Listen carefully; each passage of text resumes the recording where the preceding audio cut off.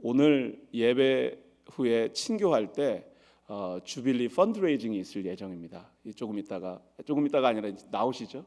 네, 나오시라고 제가 지금 광고 순서를 일부러 맨 뒤로 했는데, 네, 우리 주빌리 나오시라고 제가 말씀을 드렸는데, 네, 우리 주빌리 사역 함께 하시는 분들이 오늘 특별 찬양 1부하고 2부 드립니다.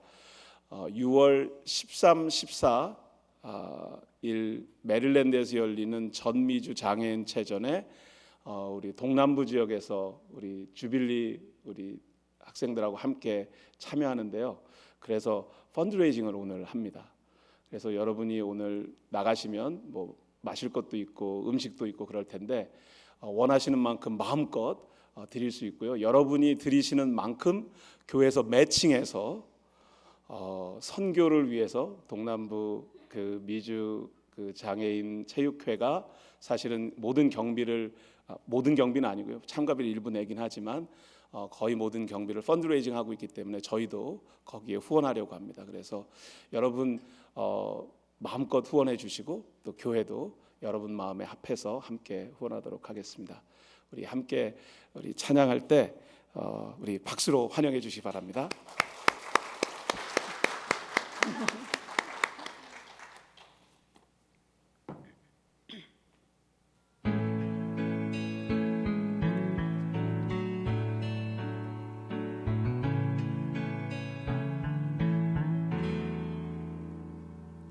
어느 날 문득 당신이 찾아온 푸르른 저숲 속에 평온하게 쉴 수 있는 곳을 찾아 당신이 지나온 이 거리는 언제나 낯설게 느껴 그 어디에도 평화 없네 참 평화 없네 그렇지만 당신의 앞에 펼쳐진 주님의 숲에 지친 당신이 찾아온다면 숲은 두 팔을 벌려 그렇게도 힘들어했던 당신의 지친 어깨가 이젠 쉬도록 편히 쉬도록 여기 주님의 숲에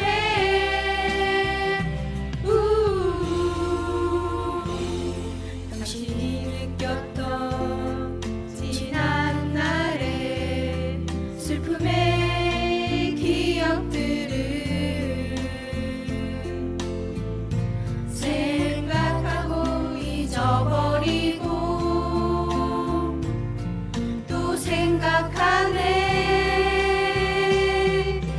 그렇지만 당신의 앞에 펼쳐진 주님의 숲에 지친 당신이 찾아온다면 숲은 두 발을 벌려 그렇게도 힘들어했던 당신의 지친 어깨가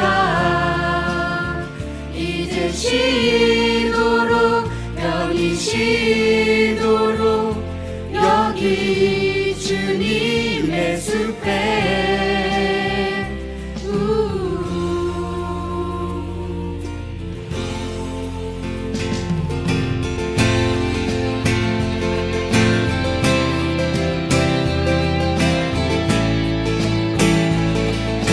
They all heaven and earth 우리 사무실서 우리 안에 우리 안에 오셔서 오셔서 감사합니다.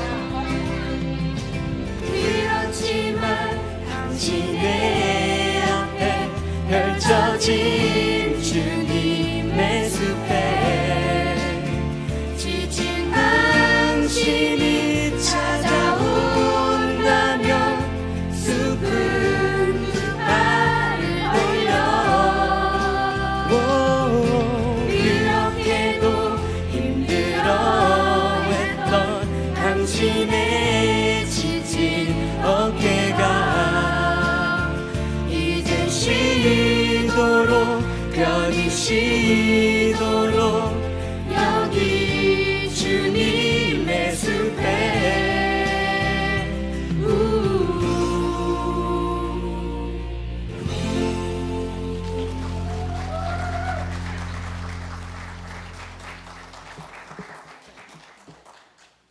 다 같이 일어나서 하나님의 말씀 받도록 하겠습니다.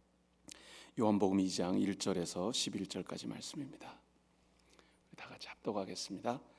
사흘째 되던 날 갈릴리 가나에 혼례가 있어 예수의 어머니도 거기 계시고 예수와 그 제자들도 혼례의 청함을 받았더니 포도주가 떨어진지라 예수의 어머니가 예수에게 이르되 저들에게 포도주가 없다 하니 예수께서 이르시되 여자여 나와 무슨 상관이 있나이까 내 때가 아직 이르지 아니하였나이다. 그의 어머니가 하인들에게 이르되 너희에게 무슨 말씀을 하시든지 그대로 하라 하니라. 거기에 유대인의 정결 예식을 따라 두세 통 드는 돌 항아리 6이 놓였는지라.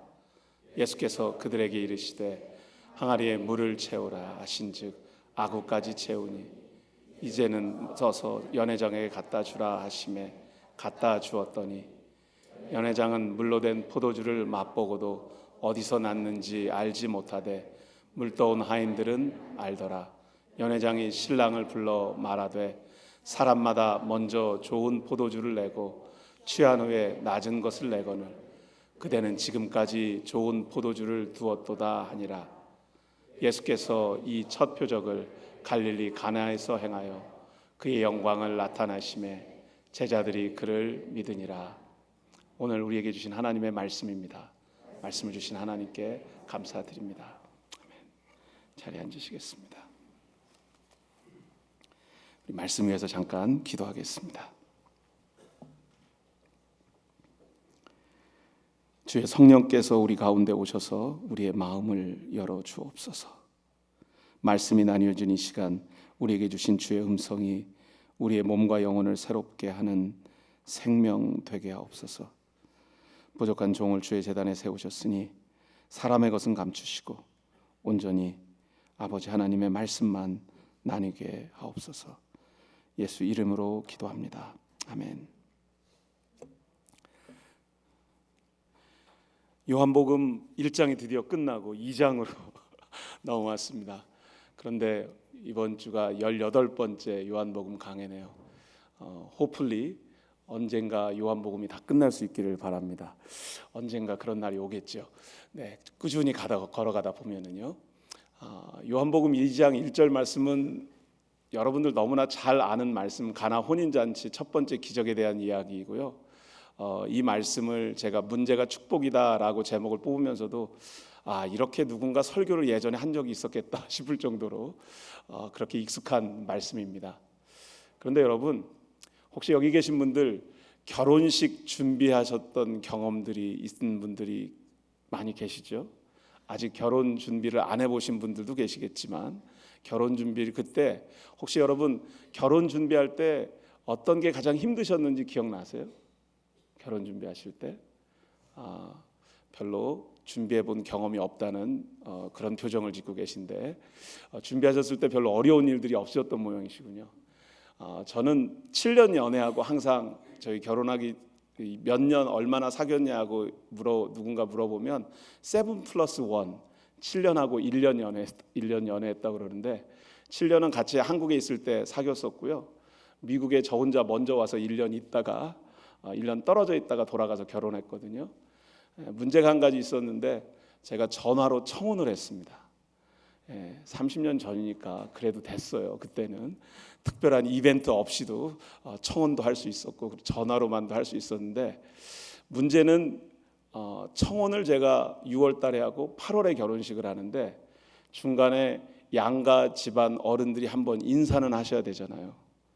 그런데 저는 아직 미국에 있고 신부가 될 제 아내만 한국에 있었으니까 양가 집안 어른들이 모였는데 신부가 가운데서, 신랑은 없고요, 아예 그 자리에 상견례하는 자리에 신부가 어머니 아버지 이렇게 서로 소개하고 인사하고 식사를 했다고 저한테 전화를 하고는 다시는 이런 일이 있어서는 안 되겠다고 제 아내가 저한테 몇 번이나 얘기를 했던 기억이 납니다. 그리고 나서도 결혼 준비하는데 저는 정말 아무것도 한 게 없었고요. 제 아내가 다 했고 그 당시 여자친구가 다 했고요. 저는 가서 양복 입어보고 구두 신어보고 그리고 나서 결혼식장에 들어간 것밖에 없습니다. 그래서 사실은 결혼식을 어떻게 준비하는지, 결혼식이 얼마나 중요한지 잘 몰랐는데, 제가 결혼식 준비하는 커플들을 만나게 되면서, 목회하면서요, 결혼 주례를 준비하고 결혼 예식을 함께 준비하면서 참 많은 피스들이 있다는 것을 알게 되었어요. 날짜, 장소, 주례, 웨딩드레스, 사진, 영상, 청첩장, 예물, 예단, 신혼여행, 주택 뭐 이런 걸 다 결혼 앞두고 준비하더라고요. 저는 해본 적이 없어요. 저는 해본 적이 없는데 아무튼 이렇게 준비를 하다 보니까 반드시 싸우게 돼 있습니다. 결혼 준비하는 과정에서 싸우지 않고 이 준비가 제대로 될 수가 없대요. 왜냐하면 각자에게 우선순위가 다른 거예요. 비용의 문제도 있고 시간의 문제도 있고 관계의 문제도 있습니다. 여기서 내가 얼마나 돈을 써야 할지, 또 얼마나 시간을 들여야 될지, 또 누구를 초대를 해야 될지 말아야 될지, 플러스 여러 가지 것들이요. 그러니까 이 모든 것들이 우선순위에 따라 결혼 준비가 되어야 되는데 두 사람이 한 번도 그런 준비를 해본 적이 없잖아요. 그러니까 그 준비를 하면서 갈등과 여러 가지 다툼이 생겨나는 게 너무 다행인 거죠. 왜냐하면 이제 결혼은 현실이기 때문에 같이 살면 노상 그렇게 토닥토닥거리고 싸워야 될 텐데, 결혼 준비하면서 그 준비 엑서사이즈를, 연습을 하는 것 같다라는 생각을 했습니다. 그런데 결혼 예식을 준비하면서 the most important matter, 제일 중요한 것, 가장 중요한 게 무엇일까요, 여러분? 이건 누구에게 물어보느냐에 따라 전혀 다른 대답이 나올 수밖에 없습니다. 남편에게 물어보면, 신랑에게 물어보면 결혼식을 준비하면서 신랑 입장에서 가장 중요하게 생각하는 게 있을 거예요. 또 어떤 경우는 그 가정의 특별한 배경 때문에 우리 할아버지가, 할머니가 또는 우리 부모님이 어떤 이번 결혼식 때 참여하셨으면, 아니면 참여하실 수 있도록 도왔으면, 준비했으면 하는 것이 있을 수도 있고요. 각자 신랑 신부 양측에 여러 가지 가장 중요한 이슈들이 있는데, 가장 중요한 것들이 있는데, 제가 지금까지 보고 들은 경험으로는 결혼식 준비하는 데 있어서 혹시라도 여러분 자녀분 중에 아들이 있으면 꼭 얘기해 주십시오. 결혼식장에서 가장 중요한 사람은 내가 아니라 신부입니다. 그런데 신랑 되는 사람들이 가끔 그걸 잘 모를 때가 있어요. 그래서 무엇이 제일 중요한지를 모르니까 거기서 우선순위에 갈등이 생겨나고, 대화를 하더라도 그 대화가 제대로 풀려지지 않는 일들을 맞닥뜨리게 된다고 합니다. 제가요, 결혼식에서 가장 중요한 사람이 누구인가 하면 신부다라고 얘기할 수 있지만, 결혼식에서 가장 중요한 것이 무엇이냐라고 혹시 질문하신다면, 목사인 저는 프리메리럴 카운슬링, 결혼 예식을 준비하는 상담이라고 생각합니다. 그래서 저는 한국에서 결혼할 때 그런 게 없었거든요. 미국에서 신학교육 받고 미국에서 결혼 주례를 하다 보니까 그거를 자연스럽게 학교에서 배우고 또 훈련하면서 그렇게 해야 되겠다고 생각을 했는데, 제가 가장 힘들게 했었던 결혼 상담이 70대 커플인데요, 세 번째 결혼하신 분이었어요. 첫 번째 결혼했는데 헤어지셨고, 그리고 두 번째 결혼했던 분들은, 그러니까 두 분 다 세 번째 결혼인데, 두 번째 결혼하신 분들은 다 연세가 드시고 건강 문제가 있어서 세상을 떠나셨어요. 근데 이 두 분이 하이스쿨, 고등학교 친구예요. 70이 돼서 만난 거예요.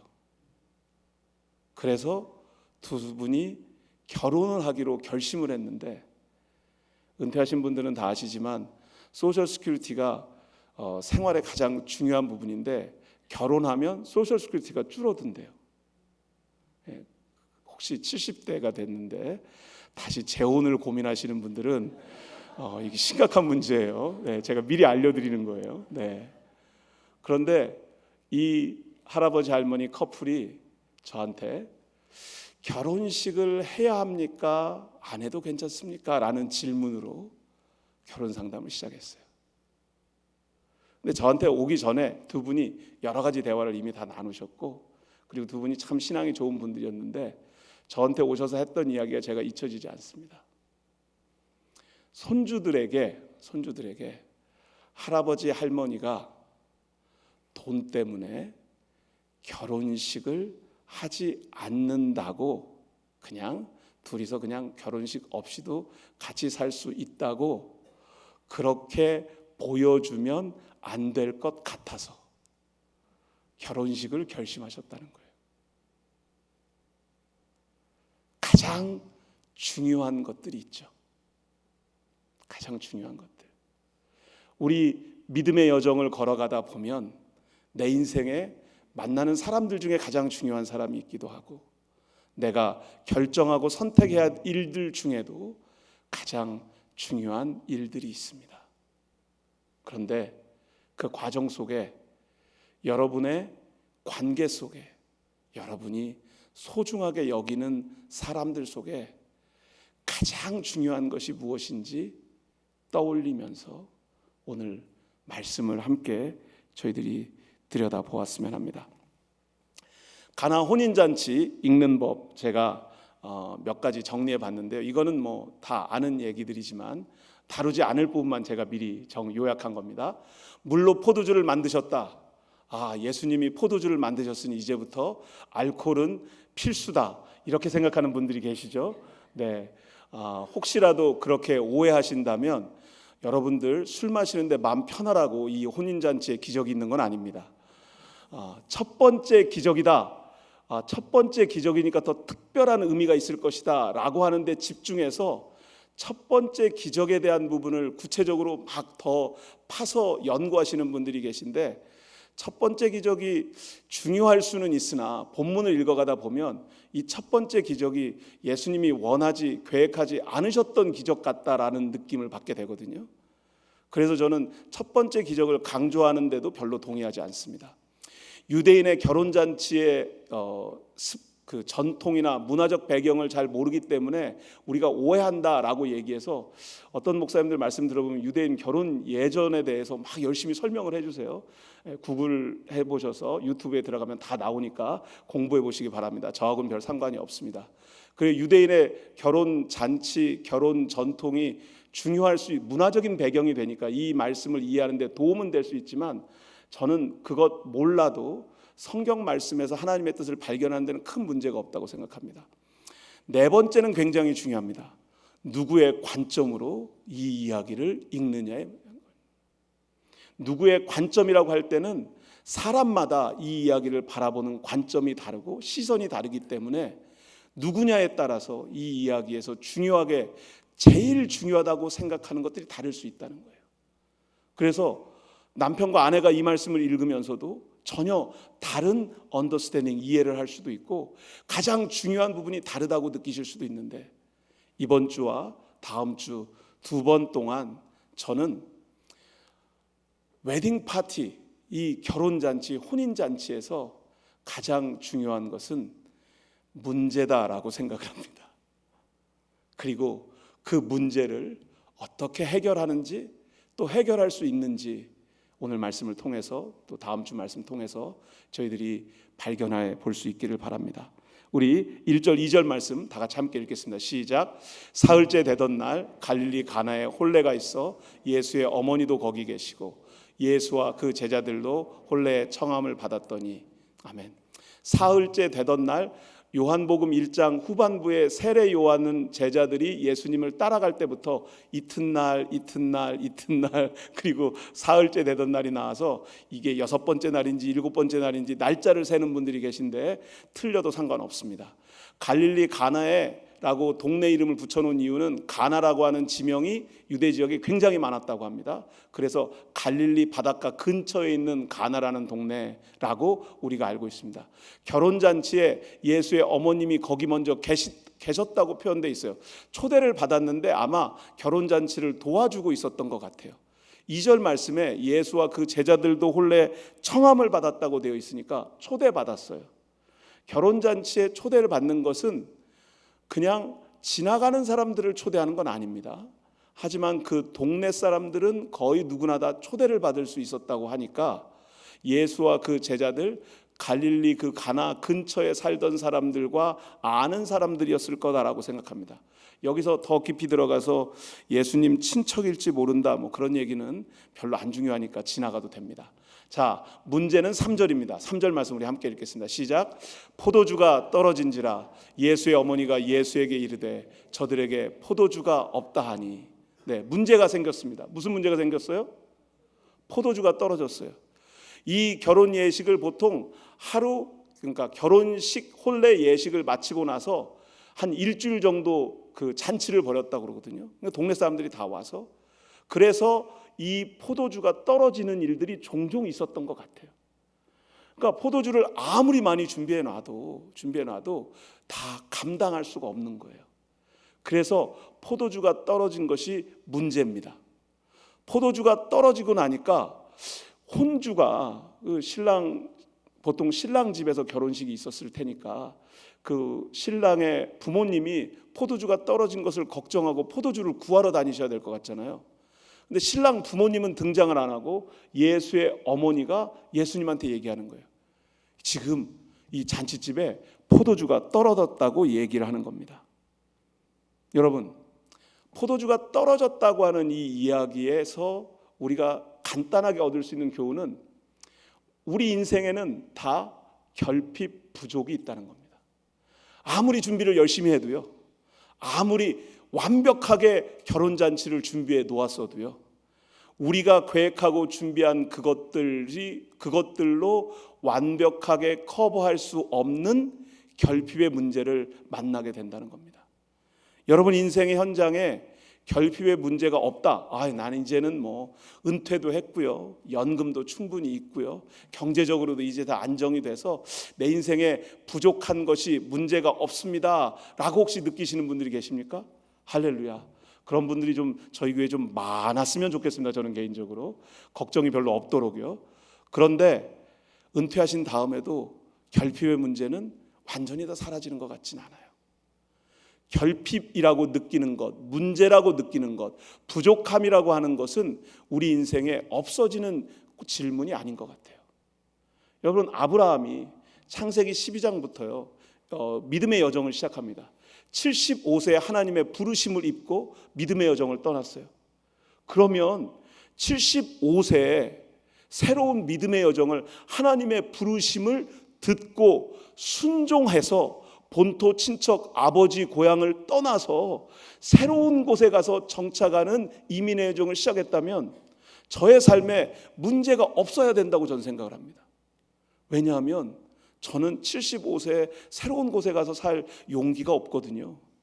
그 용기와 믿음은 정말 놀라운데 실제로 아브라함의 이야기를 창세기 13장, 14장, 15장 보면 계속 문제가 나타나는 거예요. 문제가. 가뭄을 만나고요, 애굽에 내려갔다가 거짓말했다가 붙잡히고요, 그리고 다시 돌아왔는데도 그 땅에 정착하는 것이 쉽지 않고요, 소돔과 고모라의 심판을 보면서 롯과 나뉘어진 다음에 소돔과 고모라의 심판을 보게 되고요.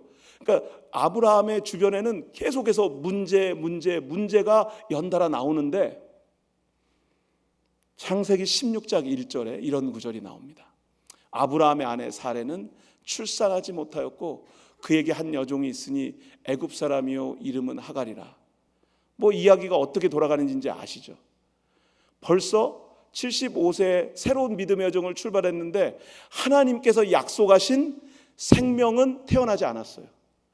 그래서 하갈이라고 하는 애굽 출신 여종을 통해서 아이를 낳는데 이것이 얼마나 큰 문제를 불러오는지 우리는 알게 되죠. 아브라함 가정에요, 아브라함 가정에 문제와 이 결핍의 이 인생의 가장 근본적인 해결은 과연 어떻게 할 수 있었을까라는 질문을 저도 해보게 되는 거예요. 문제와 결핍이 없는 인생이 없다라고 얘기했는데 그러면 이 문제를 어떻게 해결해야 되겠느냐라고 질문하는 거죠. 3절 말씀 다시 한번 읽겠습니다. 시작. 포도주가 떨어진지라 예수의 어머니가 예수에게 이르되 저들에게 포도주가 없다 하니. 아멘이십니까? 네, 조금 전에 읽었던 말씀 다시 읽었어요. 네, 다시 읽었는데 이번에는 빨간색이 다른 데가 있네요. 그렇죠? 아까는 포도주가 떨어진 결핍의 문제를 이야기했는데 두 번째는 예수에게 이르되라고 되어 있어요. 결핍의 문제를 만났을 때 마리아는 이 문제를 해결해 주실 수 있는 분이 누구인지 알고 있었다는 거예요. 여러분 우리 믿음의 여정 가운데 문제가 없는 인생은 없다니까요. 그런데 그 문제를 누구에게 도움을 요청해서 해결하려고 하십니까, 여러분? 물론 프로페셔널한 헬프들, 또 그런 전문가의 도움이 필요할 때가 있습니다. 목회자들이 종종 맞닥뜨리는 질문 중에 우리 교우들 중에도 정서적으로 불안감을 느끼거나 심리적으로 압박감을 느껴서 정말 전문가의 상담이 필요한 경우도 있을 수 있거든요.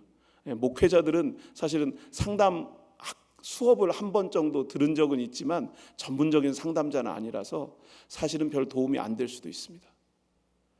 문제를 만나게 되면 그 문제를 처음부터 끝까지 온전히 이해하고 그 문제에 대한 해결책을 제시할 수 있는 분에게 그 문제의 답을 물어봐야 됩니다. 그런데 문제는 어디 있냐면요, 문제 해결을 전혀 도와줄 수 없는 사람들한테 그 문제에 대해서 자꾸 물어보는 거예요. 그래서 그 문제가 해결되는 것이 아니라 문제가 점점 더 커지는 거예요. 아니, 그 문제를 하나님의 말씀의 원칙에 입각해서 해결하려고 하는 것이 아니라 하나님의 원칙에 벗어나서 하나님의 방법 말고 세상적인 방법으로 그 문제를 해결하려고 할 때가 너무나 많다는 거예요. 그것이 우리들 각자의 삶의 자리에서, 일터에서, 가정에서만 나타나는 게 아니라 교회 안에서 나타날 때도 있다는 거예요. 결핍의 문제를 만났는데 문제의 주인이신 예수님께 문제 해결을 요청하는 것이 아니라 문제 해결의 능력이 전혀 없는 사람들에게 문제를 해결해 달라고 요청한다는 거예요. 거기에는 목사도 포함됩니다. 목사가 도움이 되고 싶어 합니다. 일반적으로. 네. 가끔 아닌 목사를 혹시 만난 적이 있으시다면 그분들은 아직 목사로 되어가고 있다. 이렇게, 그러니까 목사도 훈련 중이고 빌딩업 되는 과정 중에 있는 분들이 계시니까 그렇게 좀 이해해 주시고요. 하지만 대개의 경우 목사들이 도움이 되려고 하죠. 하지만 도움이 되고 싶은 원투와 원팅, 내가 도움이 되고 싶은 것과 실질적인 도움이 되는 것은 전혀 차원이 다른 문제입니다. 저와 여러분이 우리가 문제를 만나게 되었을 때 문제의 주인이신 예수님께 온전히 우리의 문제를 맡길 수 있기를 주의 이름으로 축원합니다. 토마스 에디슨의 이 이야기도 기억하시는 분들이 많이 계실 텐데요. 에디슨은 어렸을 때 성홍열이라는, 그러니까 홍역 비슷한 열병을 앓고 제대로 자라지 못해서 에디슨이 학교에도 좀 늦게, 나이가 좀 학교 원래 가야 될 나이보다 좀 늦게 갔다고 합니다. 근데 말도 좀 어눌한데 에디슨이 워낙 궁금한 게 많아서 학교에 가면 모든 선생님이 무엇을 가르치는 건 상관없이 선생님하고 손들어가지고 계속 질문을 하는 아이였대요. 그 질문의 내용이 이런 거였어요. 선생님, 1 더하기 1은 왜 2가 되나요? 하늘은 왜 파란색인가요? 별은 어째서 아래로 떨어지지 않나요? 물고기는 물에 빠져도 왜 죽지 않는 거예요? 이런 질문을 하는 거예요. 근데 에디슨이 다니던 학교가 29명 정도 다니는 원룸 스쿨, 옛날에 학교들이 좀 커지기 전에 미국의 개척 초기에 각 동네마다 건물을 하나 지어가지고 그러니까 큰 건물 하나 지어서 거기서 모든 그레이드 아이들이 함께 공부하던 그 원룸 스쿨이었는데, 선생님이 그러니까 29명이 있어도 교장 선생님 한 분하고 선생님 한 분하고 2분 정도밖에 없는 거예요. 그런데 이 아이가 계속 질문하니까 선생님이 짜증도 나고 화도 나고 도저히 해결할 수도 없고 질문에 대한 답도 모르겠고요. 몇 달 동안 에디슨하고 씨름하던 선생님이 집에다가 쪽지를 써서 보냅니다. 집에 가는 에디슨에게, 다음 집에 가면 엄마에게 이 편지를 꼭 전해줘야 된다. 그러니까 탐이 꼭 붙들고 집에 가서 줬어요. 그랬더니 엄마가 그 쪽지를 딱 열어보더니 눈물을 흘리시더니 아들에게 이렇게 읽어주셨어요. 당신의 아들은 천재입니다. 우리 학교는 아들에게 너무 작습니다. 아들을 가르칠 만한 좋은 선생님도 없고요. 어머니께서 직접 가르치십시오. 좋은 말인 것 같기도 하고 아닌 것 같기도 하고 고개를 갸웃갸웃하는 그런 노트를 엄마가 받았어요. 그래서 그 다음 날부터 탐은 학교를 가지 않았대요. 그리고 엄마하고 집에서 책도 읽고 엄마가 그 질문들에 대한 답을 해주려고 같이 자랐다고 합니다. 그런데 그 어머니가 돌아가시고 어머니의 짐을 정리하던 탐이 이제 나이가 한참 많이 들어서요, 그 노트를 다시 발견한 거예요. 어머니 비망록 같은 일기장 같은 거 있는 데서. 그런데 그 노트를 열어봤더니 이렇게 써 있었다고 합니다.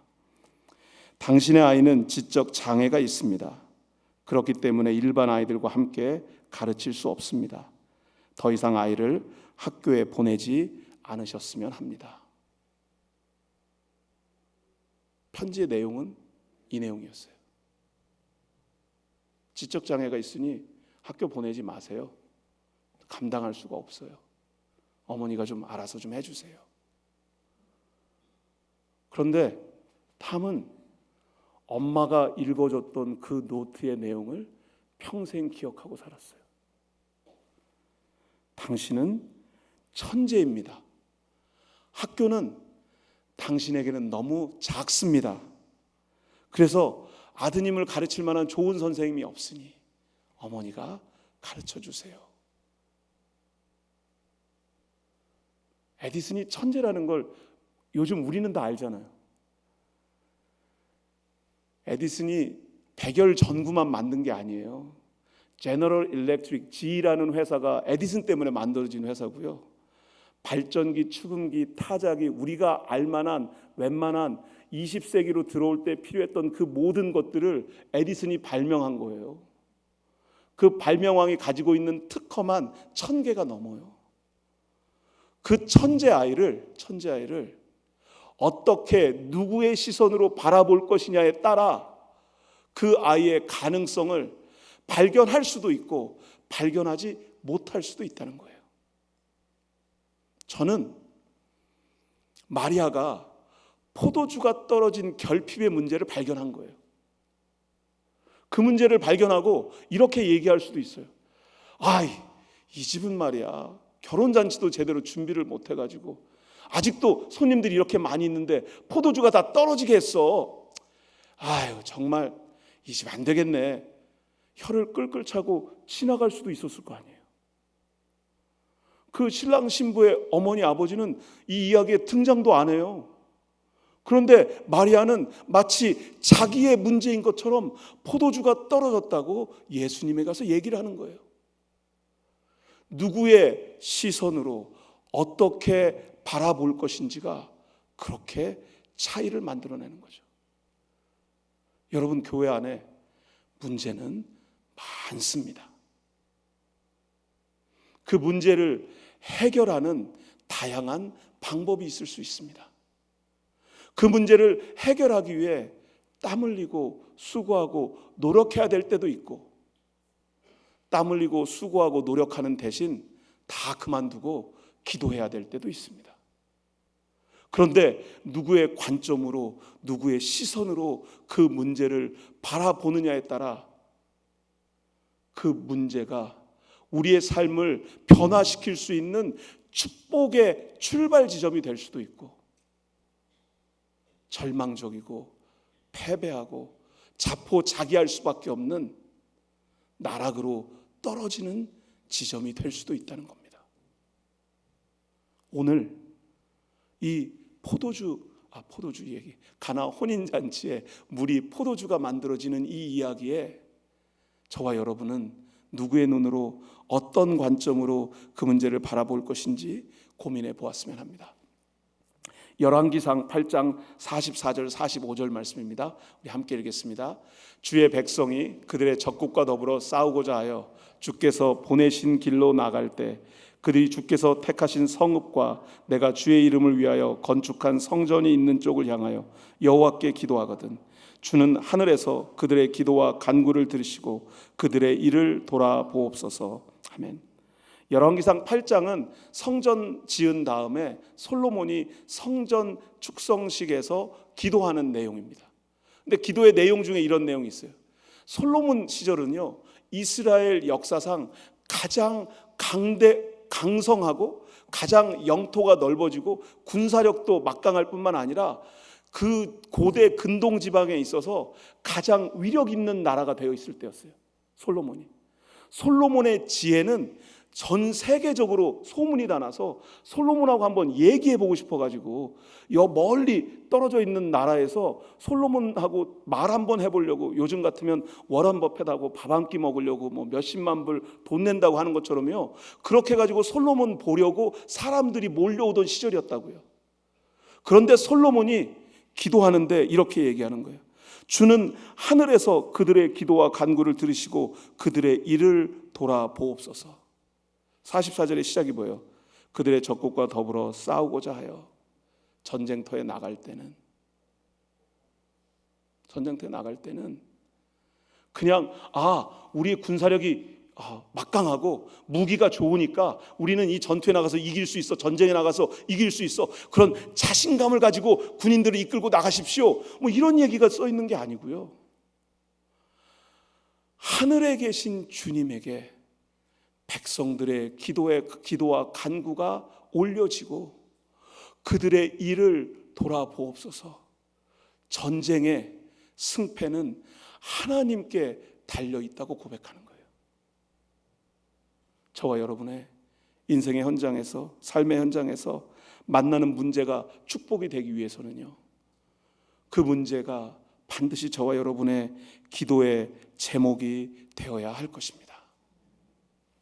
다음 4절 말씀 우리 함께 읽겠습니다. 3절 4절 말씀 같이 있는데요, 4절 말씀 함께 예수께서 함께 읽겠습니다. 시작. 예수께서 이르시되 여자여 나와 무슨 상관이 있나이까 내 때가 아직 이르지 아니하였나이다. 아멘.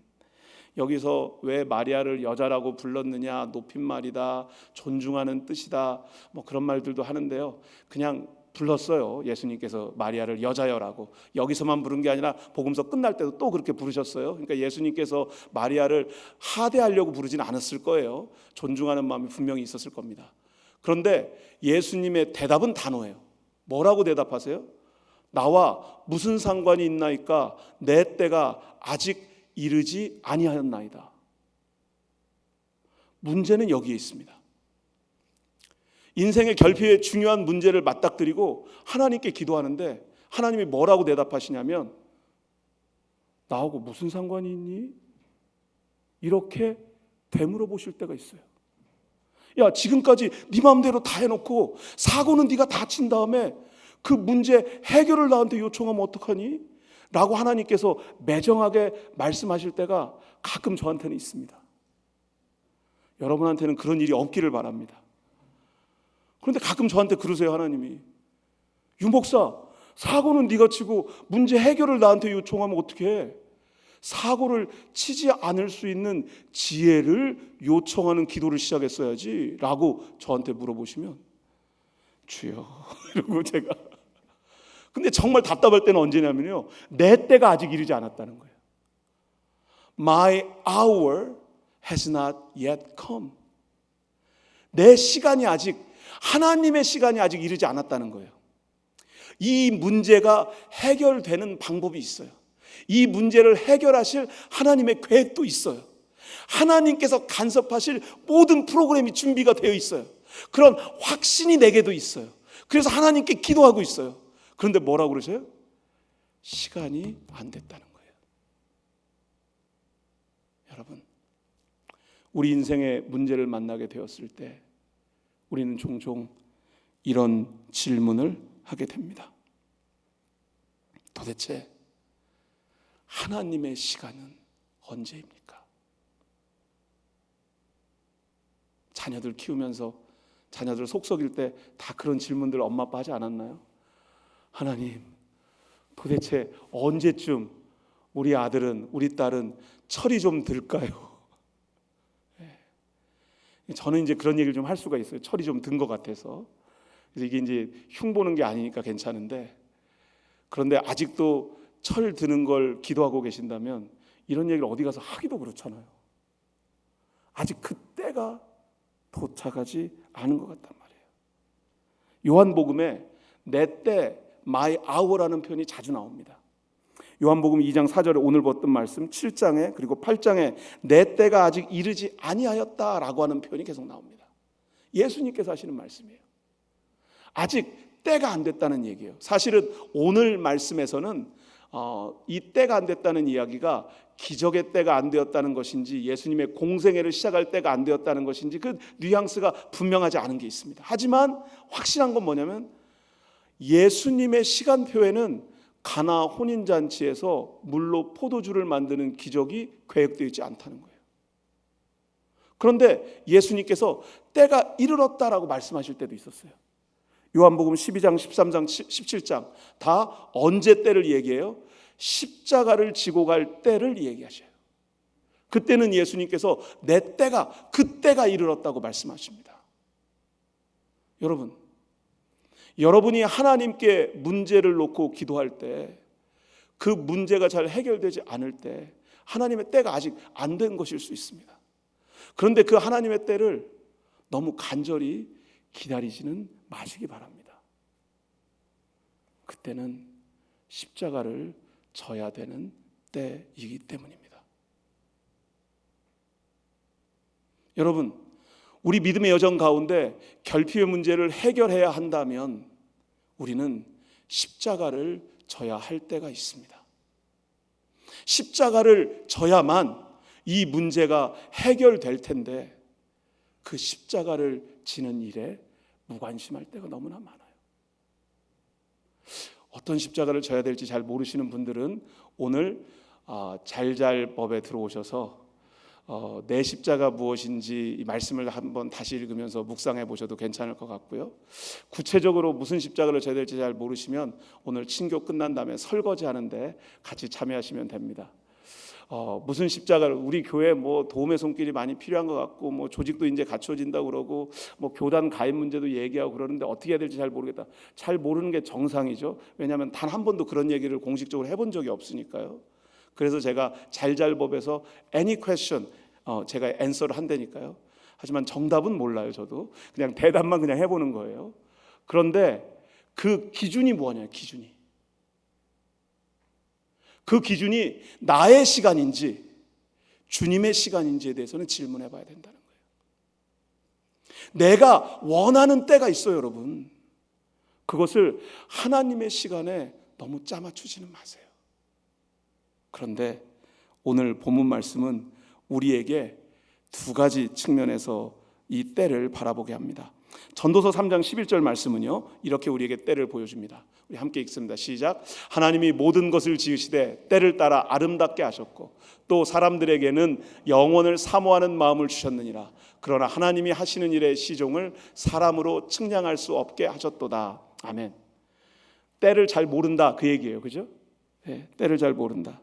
그런데 5절 말씀 우리 함께 읽습니다. 오늘 말씀 마지막 절 5절 말씀입니다.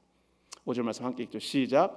그의 어머니가 하인들에게 이르되 너에게 무슨 말씀을 하시든지 그대로 하라 하니라. 아멘. 여러분, 인생의 결핍의 문제는 금방 없어지는 게 아니라고 말씀드렸습니다.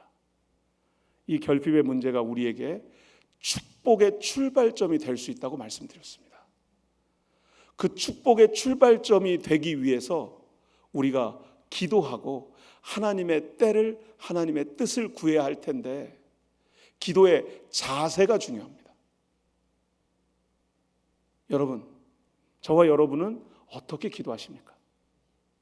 문제 해결을 구하지만 문제 해결을 하나님께 온전히 맡긴다고 이야기하지만 무슨 말씀을 하시든지 순종할 각오와 결단으로 기도하십니까? 아니면 내가 원하는 대로 해주시면 할렐루야, 안 해주시면 주여, 그래가지고 끝까지 물고 들어지는 거예요. 하나님 왜 제 기도에 응답해 주지 않으십니까? 응답하셨어요. 노라고. 여러분, 아니 이미 노라고 대답을 수차례 하셨는데 거기다가 계속 와가지고 하나님 왜 기도해, 아니 하나님이 얼마나 답답하시겠어요. 답했다니까요. 그런데 정말 중요한 것은 기도의 자세라는 거예요. 마리아가 내 때가 아직 안 되었다고 말씀하시는 예수님하고 나에게 아와 상관없는 일이라고 말씀하신 예수님에게 무엇라고 예수님께 더 이야기하지 않고 하인들에게 가서 뭐라고 얘기해요? 저가 무슨 말씀을 하시든지 결핍이 문제가 축복이 되는 기도의 자세입니다. 저와 여러분의 삶의 자리에서 문제가 축복으로 변화되는 놀라운 출발이 되기를 주의 이름으로 축원합니다. 오늘 주의 성찬을 저와 여러분이 함께 나눌 때 예수 그리스도의 몸과 피가 저와 여러분의 생명이 되기를 간절히 소원합니다. 이 피가, 이 몸이 저와 여러분을 향한 하나님의 놀라운 계획인 것을 믿으시기 바랍니다.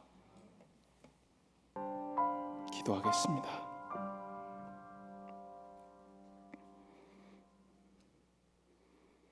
결핍의 문제가 있는 우리 삶의 현장에 간섭하고 함께 해주시는 약속으로 오늘 우리에게 주신 이 성찬을 받았습니다. 예수 그리스도의 몸과 피가 우리를 새롭게 하여 주실 줄 믿습니다. 세상에 나아가 예수 그리스도의 말씀의 능력을 힘입어 승리할 수 있는 우리가 되도록 주여 우리와 함께하여 주옵소서. 말씀으로 이 땅에 오신 예수님 이름으로 기도합니다. 아멘. 진정한 예배가 숨쉬는 교회, 주님이 주인 되시는 교회, 믿음의 기도가 쌓이는 교회, 최고의 찬양을 드리는 교회, 말씀이 살아 움직이는 교회, 성도의 사랑이 넘치는 교회, 섬김과 헌신이 기쁨이 되어 열매 맺는 아름다운 교회, 주님의 마음 닮아서 이웃을 사랑하는 교회, 주님의 영광을 위해서 빛 대신 주님 전하는 교회, 사랑의 불꽃이 활짝 피어나 날마다 사랑에 빠지는 교회, 주께서 사랑하는 우리 교회가 이런 교회 되게 하소서. 주께서 사랑하는 우리 교회가 이런 교회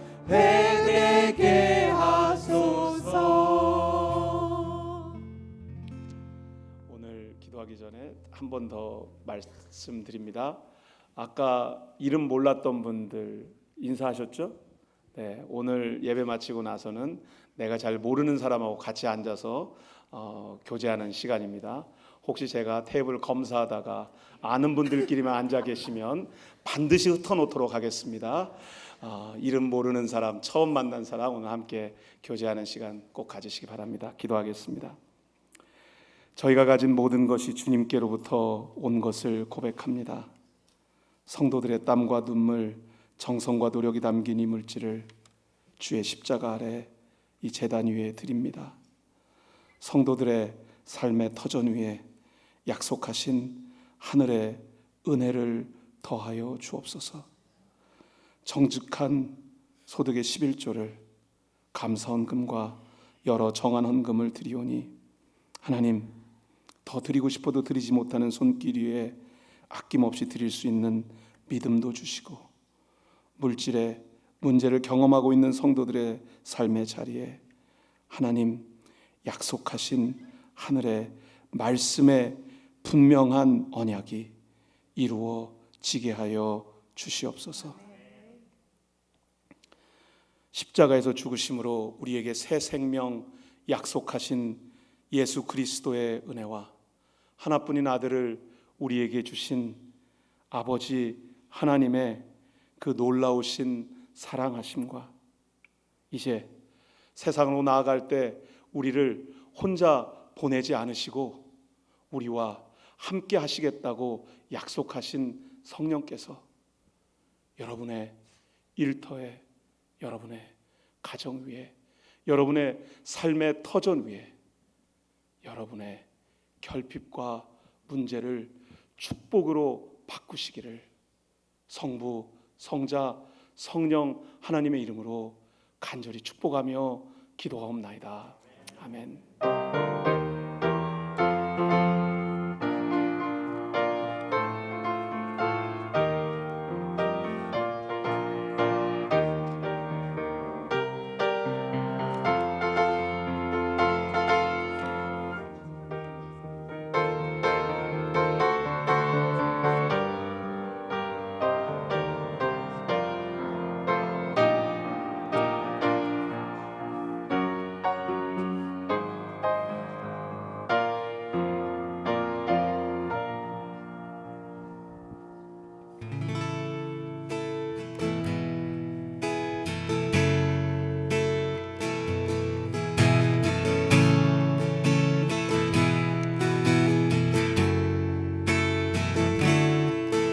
내가 누려왔던 모든 것들이,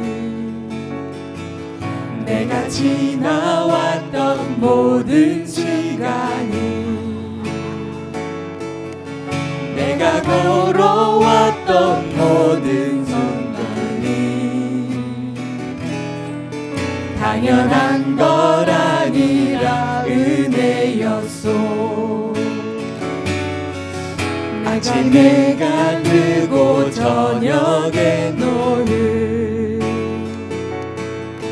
봄의 꽃향기와 가을의 열매, 변하는 계절의 모든 순간이 당연한 것 아니라 은혜였소. 모든 것이 은혜, 은혜, 은혜, 한없는 은혜. 내 삶에 당연한 것 하나도 없었던 것은 모든 것이 은혜, 은혜. 모든 것이